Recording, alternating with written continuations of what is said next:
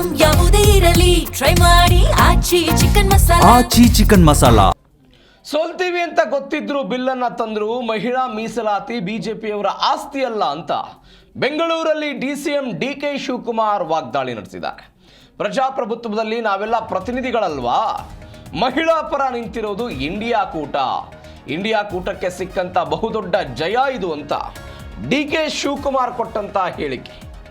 ಮಹಿಳೆಯರಿಗೆ ವಿಧಾನಸಭೆ ಮತ್ತು ಲೋಕಸಭೆಯಲ್ಲಿ 33% ಮೀಸಲಾತಿ ಕೊಡುವಂತಹ ಮಹಿಳಾ ಮೀಸಲಾತಿ ನಾರಿ ವಂದನ್ 2023 ಇದೇನು ಸೋಲು ಕಂಡಿದೆ ಲೋಕಸಭೆಯಲ್ಲಿ.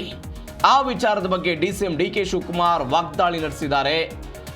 ಮಹಿಳಾ ಪರ ನಿಂತಿರೋದು ಇಂಡಿಯಾ ಒಕ್ಕೂಟ, ಮಹಿಳಾ ಮೀಸಲಾತಿ ಬಿಜೆಪಿಯವರ ಆಸ್ತಿಯಲ್ಲ ಹೀಗಂತ ಬೆಂಗಳೂರಿನಲ್ಲಿ ಡಿಕೆ ಶಿವಕುಮಾರ್ ಅವರ ವಾಗ್ದಾಳಿ ಇದು. ಪ್ರಜಾಪ್ರಭುತ್ವದಲ್ಲಿ ನಾವೆಲ್ಲ ಪ್ರತಿನಿಧಿಗಳಲ್ವಾ ಅಂತ ಅವರೆಲ್ಲ ಪ್ರಶ್ನೆ ಮಾಡಿದ್ರು.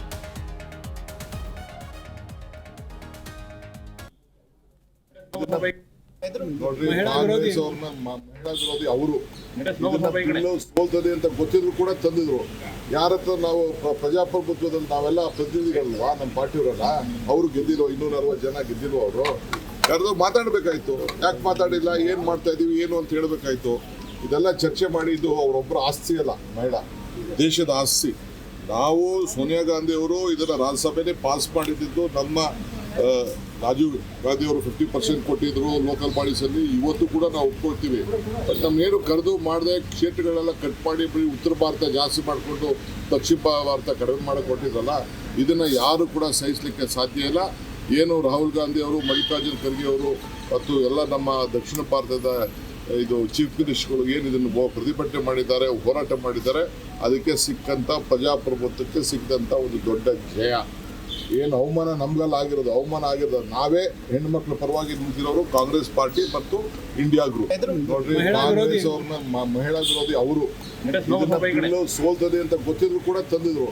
ಯಾರತ್ರ ನಾವು ಪ್ರಜಾಪ್ರಭುತ್ವದಲ್ಲಿ ನಾವೆಲ್ಲ ಪ್ರತಿನಿಧಿಗಳಲ್ವಾ? ನಮ್ಮ ಪಾರ್ಟಿಯವರಲ್ಲ, ಅವರು ಗೆದ್ದಿರೋ 260 ಜನ ಗೆದ್ದಿರೋ ಅವರು ಯಾರ್ದೋ ಮಾತಾಡ್ಬೇಕಾಯ್ತು. ಯಾಕೆ ಮಾತಾಡಿಲ್ಲ, ಏನ್ ಮಾಡ್ತಾ ಇದೀವಿ, ಏನು ಅಂತ ಹೇಳ್ಬೇಕಾಯ್ತು. ಇದೆಲ್ಲ ಚರ್ಚೆ ಮಾಡಿದ್ದು ಅವರೊಬ್ಬರ ಆಸ್ತಿ ಅಲ್ಲ, ಮಹಿಳಾ ದೇಶದ ಆಸ್ತಿ.